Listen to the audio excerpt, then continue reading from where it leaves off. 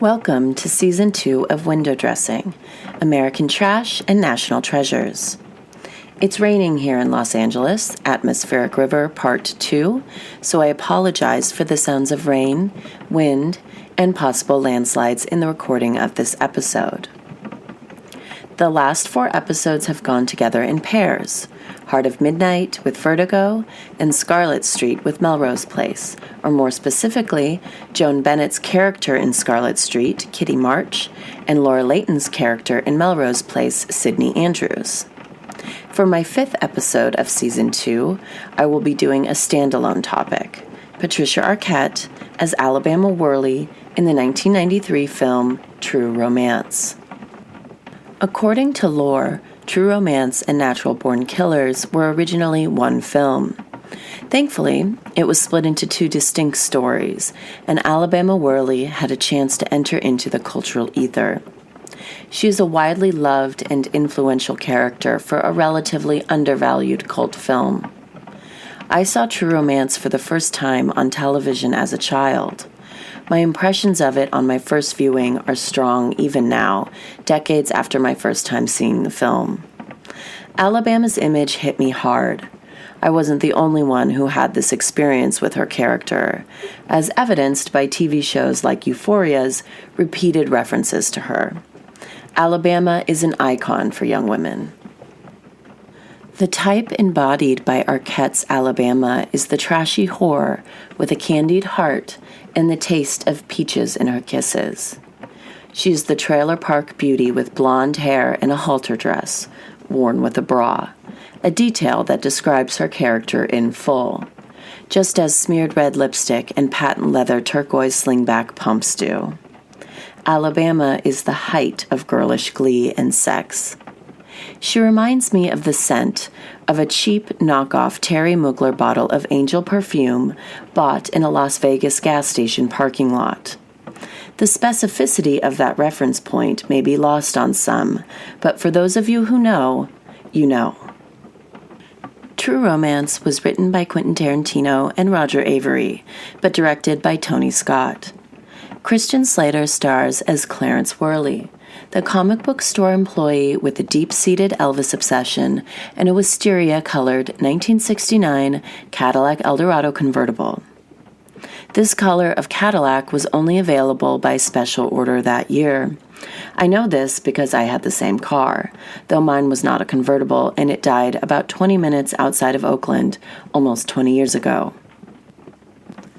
Clarence meets Alabama, played by Patricia Arquette, at a triple-feature kung fu movie on his birthday.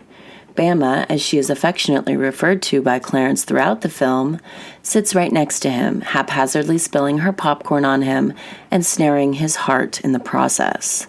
The two have pie at a diner after the movies, fall in love, and get married. Alabama was a call girl before her overnight romance with Clarence, her third customer, which we find out in one of the film's most moving speeches. More on that to come. Clarence kills her pimp, Drexel, played brilliantly by Gary Oldman, when he goes to pick up her things. In this errand and subsequent bloodbath, Clarence mistakenly takes a suitcase full of cocaine instead of Alabama's things, and just like that, the two are off on a wildly romantic adventure that lands them in the dream factory of Los Angeles, doing a drug deal with a big-time director and being hunted down by the mob and the freewheeling LAPD, who fashions themselves after the mob. Bama gets beat up in one of the best injury of a woman's face scenes since The Long Goodbye by way of The Big Heat. The deal goes down as planned, and a 3-way shootout ensues between the director and cocaine buyer Lee Donowitz, played by Saul Rubenbeck, private security, the cops, and the mob. Clarence gets shot, Alabama gets the cash, and her lover to Cancun, a previously decided upon destination because it sounds like a movie. Clarence and Alabama go to Cancun. This film is packed with brilliant actors playing memorable characters. I want to say up front that my focus is Alabama, but I didn't fail to notice the powerhouse she is surrounded by. Clarence's father, Clifford Worley, is played by Dennis Hopper. He is murdered by Vincenzo, a mob boss henchman, played by Christopher Walken. Val Kilmer plays Clarence's hallucination version of Elvis Presley. James Gandolfini plays the hitman Virgil, who fucks up Alabama's face. Brad Pitt plays Floyd, arguably one of his best roles, the roommate of Dick Ritchie, played by Michael Rapaport, Clarence's childhood friend who lives in L.A. Samuel L. Jackson has a cameo as Big Don, and Chris Penn plays LAPD detective Nicky Dimes. Let's talk about the style icon status of Patricia Arquette's Alabama Worley. Like Sharon Stone's portrayal of Ginger in Casino, the culture has latched on to the look of these women, forgetting that the look is memorable because it denotes something important about women, specifically a type of woman and her particular power source. With Alabama, this has most recently been revisited in the HBO show Euphoria about drug-addled teens. This generation's kids with more glitter and in a longer form medium. Sydney Sweeney's character, Cassie Howard, is the best friend of Maddie Perez, played by Alexa Demi. Cassie falls for Maddie's longtime boyfriend, Nate Jacobs. And like a girl who believes in love more than life, she throws away her friendship and herself in service of a romance that falls short of being true. But before Cassie's storyline cements her as the resident whore of the show, she is mistreated, used, and tossed about like an oversexed blow-up doll. Her allegiance to love, aka Alabama, is evidenced by her Halloween costume, where she plays a perfect Mrs. Worley. In a world where she is the side piece, not the wife, Cassie embodies the sugary sweet call girl with an earnestness that is seldom seen by teens. I will link to pictures of Sydney Sweeney as Cassie as Alabama on the podcast's Instagram page. She doesn't get the happy ending Alabama does, but she sure as fuck deserved one. The costume designer who created the iconography of Clarence in Alabama is Susan Becker. She also costumed The Lost Boys, the 1991 remake of Father of the Bride, and St. Elmo's Fire, among many others. She recently did an interview for Dazed magazine about the look of this film. This is 30 years later. There was also a 2016 Vogue article about the relevance of the costume design of True Romance. It fucking matters. Let's dig into why. First off, Alabama is dressed nonchalantly trashy. What I mean by that is a bra with a halter dress, smeared lipstick, and flipped-out blonde bangs. It's the lost art of I don't give a fuck cuteness that today's contouring and overthought coolness has killed. It is actually cool, actually cute, actually sexy, not cosplaying or content creating it. Alabama's red and turquoise combinations paired with animal prints later become Versace's calling card. Who doesn't remember the zebra print red and turquoise combinations that were the height of the resort wear layouts of Vogue in 1998? Well, that wouldn't be a fond memory if it weren't for the $2 hooker cow print skirt that Clarence lifted up to fuck Alabama in a roadside phone booth in True Romance. We have Susan Becker to thank for that. The first scene I'm going to break down is post-movie theater meeting, but pre-sex, the diner scene. For those of you who have had diner first dates, those out there who believe wholeheartedly in love Americana style, the young hearts that keep a suitcase in their trunk and a gun in their glove box, this is for you. The two young, soon-to-be lovers share a piece of pie over coffee. Alabama says nothing about herself, but gives everything. She is wearing a halter dress, a red slutty number with a leopard print bra under it, stockings, turquoise boots, a pale pink box purse, and a leopard print faux fur coat. Her lips are red, her eyes are mascaraed but not overwrought with liquid liners or contouring. Makeup that is allowed to wear off denotes varying states of undress that are a key element of sex appeal. Her blonde bob hair with overgrown bangs is flipped out in a 90s does disco style that is manicured and undone all at the same time. Perfection during wooing leaves no room for dirt, sex, and most importantly, love. It's difficult to articulate Alabama's, and by extension Patricia Arquette's, charm. It's somewhere close to a fairy princess that has fallen from her tower to earth and landed near a pack of Chesterfields, a cubic zirconia wedding band, and a hamburger stand in Hollywood. The only one for her is Christian Slater's depiction of a midwesterner who drives a Cadillac, talks to Elvis, and literally kills for her love. If she is the dream, he is the one that prevents it from being dashed by reality. That's a tall order, but it happened, in the one place it could, the land of dreams, Hollywood, California. After the couple devours cherry pie in a burgundy-boothed diner, they go to Clarence's place of employment, after hours, a comic book shop. It's there that the act Alabama is putting on shifts from paid-for prostitute to placating blonde. You can see her feigning interest in a first-edition Superman comic. Or was it Spider-Man? I don't remember, and I'm certain she doesn't either. Her interest is an act, but the motivation changes from false to true. I don't have to explain this to women. But for the men listening, women often make you feel like they care about your interests because we love you and are kind at heart.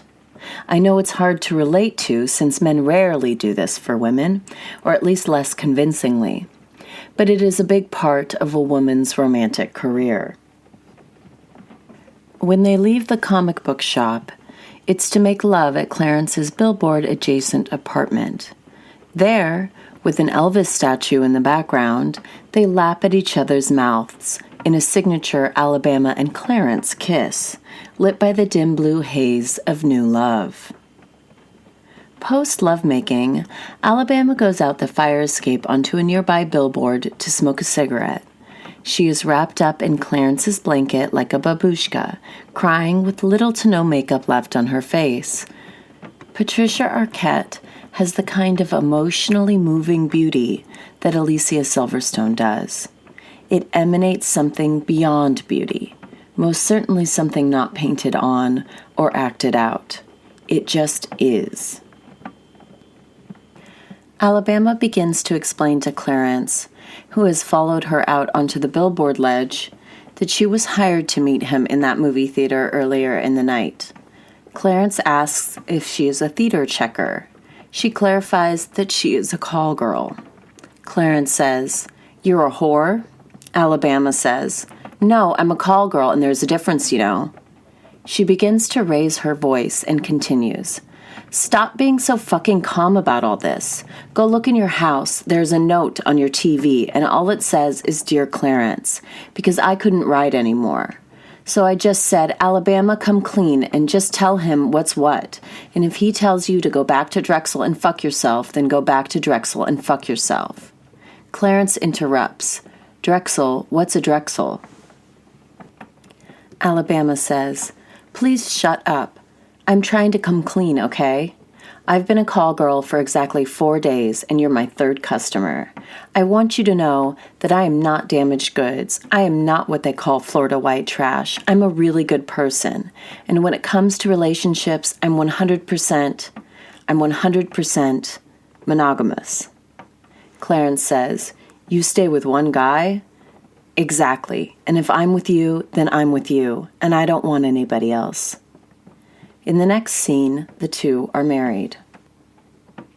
Alabama's billboard speech is important.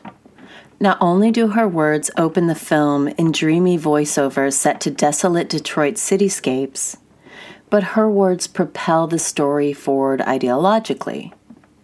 In the initial voiceover, she proclaims magic to be a real entity that graces her and Clarence's love. In her billboard speech, It's their love that she is articulating a belief in. She lends it the grandeur of God by doing so.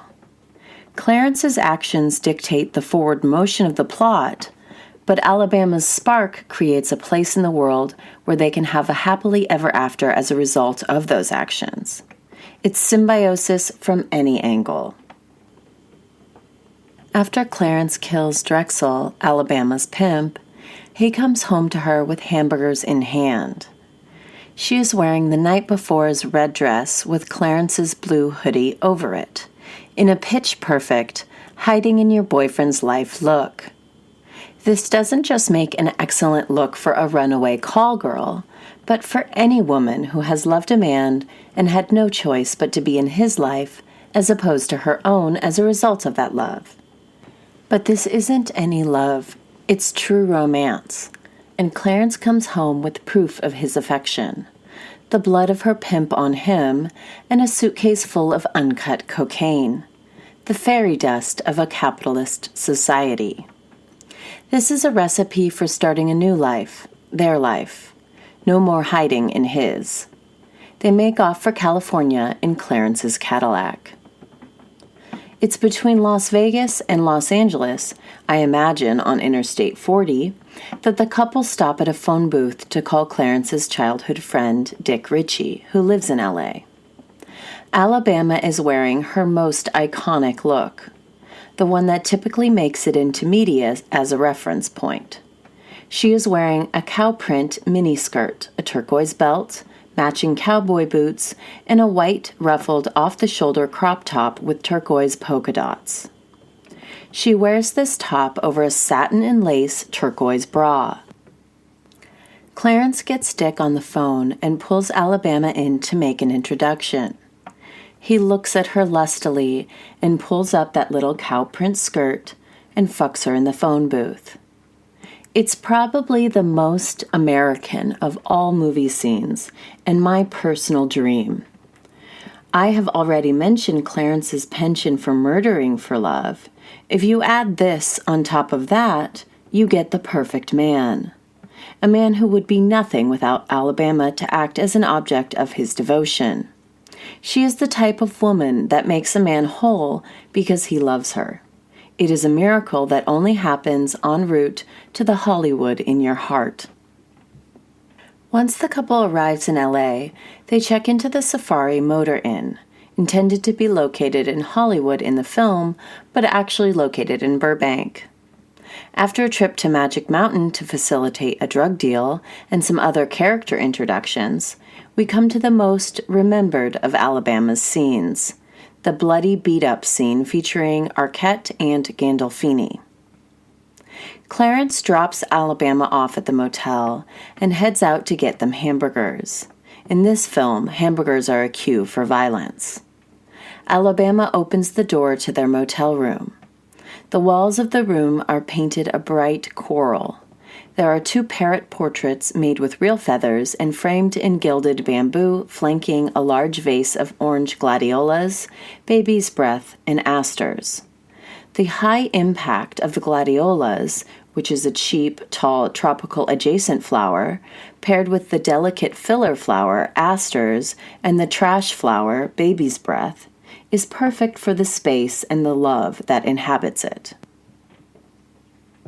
Alabama is wearing her turquoise bra and a sheer peasant blouse with embroidery details.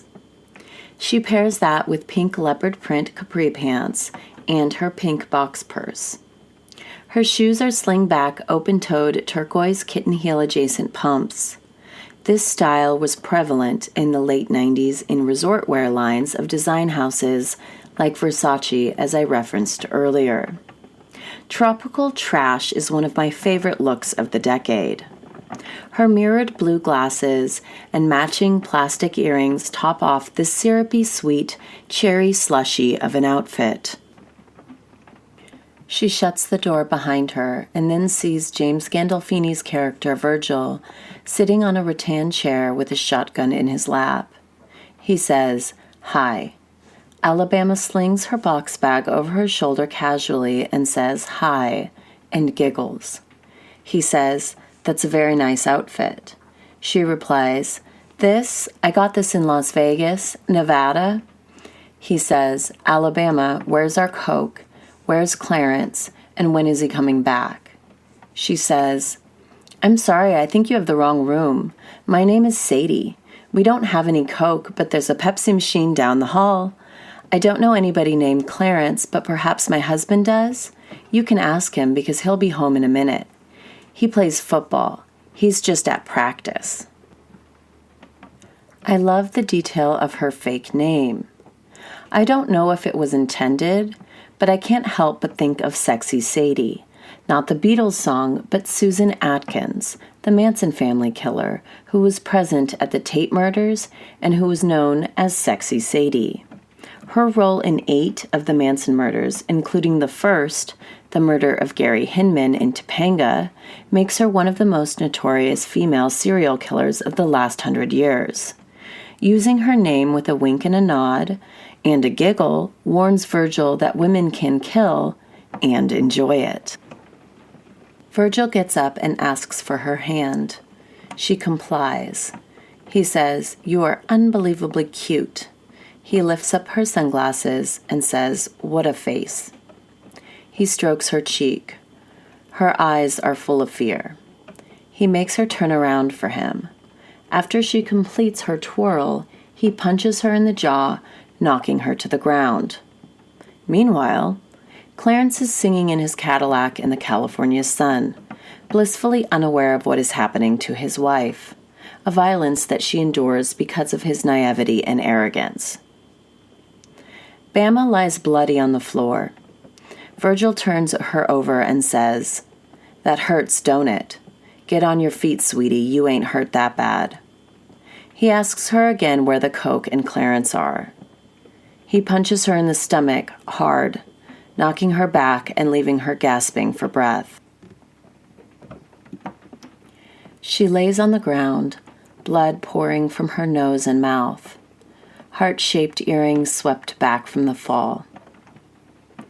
This shot is a close-up of her face. It's erotic, in a torture porn kind of way. The term torture porn refers directly to porn that depicts torture, but it can also reference a broader media trope of violence, sexual or otherwise, that has the effect of getting the audience off. In this case, I am referencing the latter. I'm not of the camp that thinks violence against women depicted in film is always exploitative, or more accurately, I think exploitation serves an important purpose. It shows women being injured or assaulted in a way that is accurate to my experience of being a woman. But it is important to acknowledge that this type of depiction can perpetuate and satiate a desire to harm women.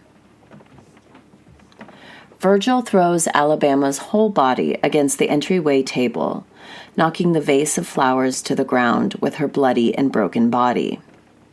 He yanks her up by her neck, forcing her to face her reflection in the mirror, and says, "Look at yourself. Take a good look. Do you think your boyfriend will go for this shit?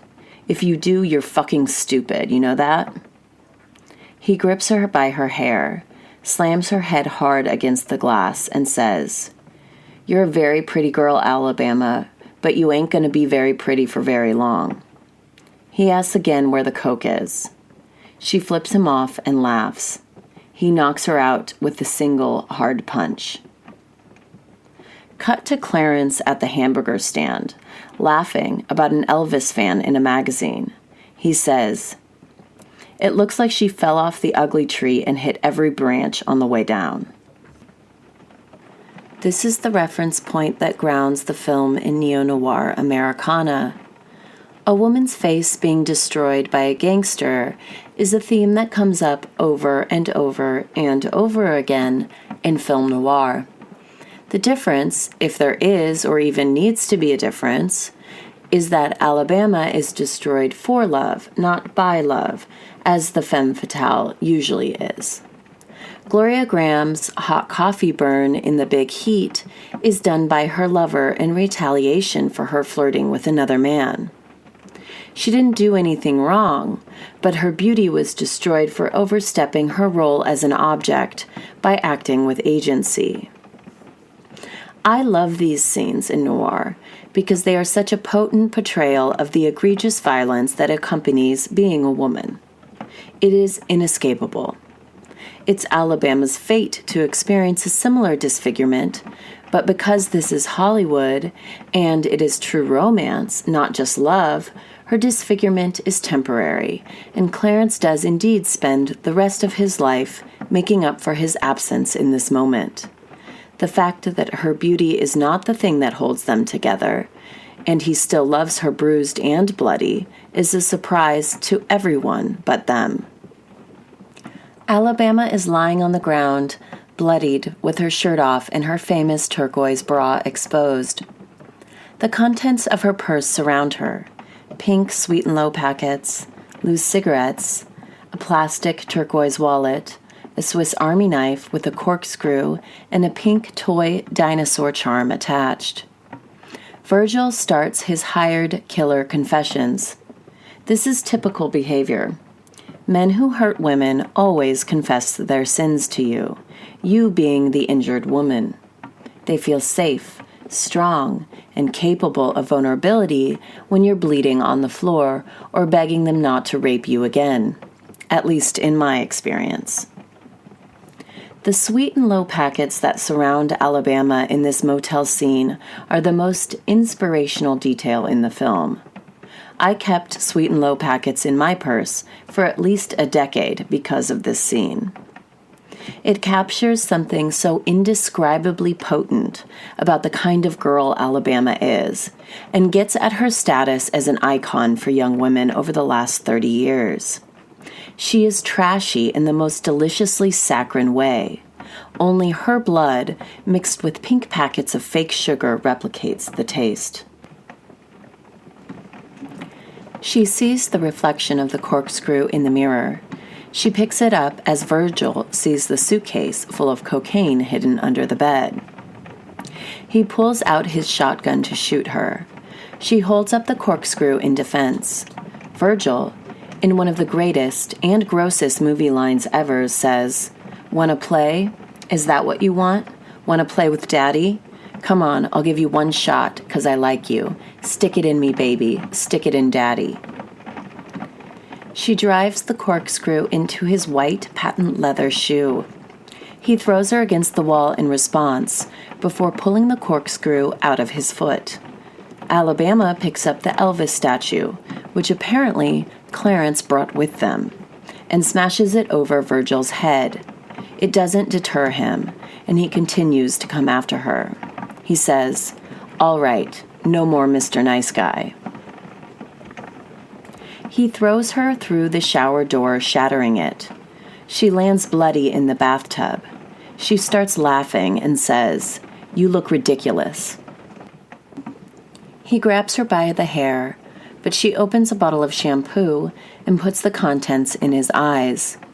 While he is temporarily incapacitated, she picks up the porcelain top of the toilet and smashes him over the head with it, in a satisfying and relatable expression of the bottomless pit of rage that we all carry in our hearts. She then gets a lighter and an aerosol can and sets him on fire before shooting him over and over again with his own shotgun. Clarence walks in. He carries her and the suitcase of coke out of the motel. The two end up near the airport on a couch on the side of the road. This is the scene I have the clearest memory of from childhood. I remember seeing him clean her wounds on the side of the road with planes flying over their head and thinking, I can't wait to be in love. Alabama says she wants to go to Cancun because it sounds like a movie. Clarence and Alabama go to Cancun. It does sound like a movie, a love story. The couple go to the drug deal as planned at the now defunct Beverly Ambassador Hotel. Alabama wears a hoodie and loads of makeup in an attempt to hide the evidence of her beating. She completes the look in a pink polka dot dress, Clarence's Elvis sunglasses, and white pearlescent peekaboo toe heels. She glows like the Los Angeles sun in the morning, regardless of her broken and bruised face. During the deal, she sits on the couch writing on an ambassador-branded napkin, "You're so cool." A love note for Clarence. By the end of the drug deal, Clarence is shot in the eye, and it's Alabama's turn to take care of him. She grabs the suitcase full of cash and Clarence's arm, walks out of the Beverly Ambassador Hotel, and drives them to Cancun. Alabama ends the film with her last voiceover speech over images of the happy couple on the beach in Mexico. She says, "Amid the chaos of that day, when all I could hear was the thunder of gunshots, and all I could smell was the violence in the air, I looked back and I'm amazed that my thoughts were so clear and true, that 3 words went through my mind endlessly, repeating themselves like a broken record. You're so cool. You're so cool. You're so cool." And sometimes Clarence asks me what I would have done if he had died, if that bullet had been 2 inches more to the left. To this, I always smile, as if I'm not going to satisfy him with the response. But I always do. I tell him how I would want to die, that the anguish and the want of death would fade like the stars at dawn, and that things would be much as they are now, perhaps, except maybe I wouldn't have named our son Elvis. The last detail about their son being named Elvis is a perfect signifier of their satiated American dream. Their kind of love only happens in Hollywood, but I have spent a lifetime looking for it, with sweet and low packets in my purse. Thank you for listening to Window Dressing, American Trash and National Treasures. Please like and subscribe to the podcast and follow me on Instagram at Window Dressing Podcast for more content. I'm Madeline Jane Auble.